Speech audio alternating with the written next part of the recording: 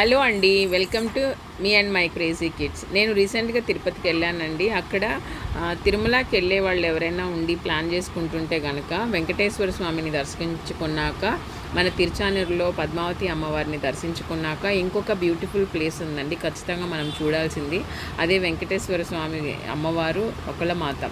చాలా అందమైన ప్లేస్ అండి. టెంపుల్ అయితే మామూలుగా లేదు, ఖచ్చితంగా చూడాల్సిన ప్లేసు. అండ్ మీరు తిరుపతి ప్లాన్ చేస్తే ఈ ప్లేస్ని కూడా మీరు టాప్ లిస్ట్లో పెట్టుకోవాలి విజిటింగ్ ప్లేస్గా.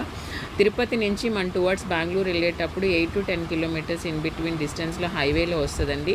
చాలా మంచి టెంపుల్, చాలా అంటే చూడాల్సిన టెంపుల్ అనమాట. టైమింగ్స్ వచ్చేసి 5 AM నుంచి 12 PM వరకు ఉంటుంది. అండ్ ఈవినింగ్ 4:30 నుంచి 9 PM వరకు ఉంటుంది. చాలా బ్యూటిఫుల్ ప్లేసు.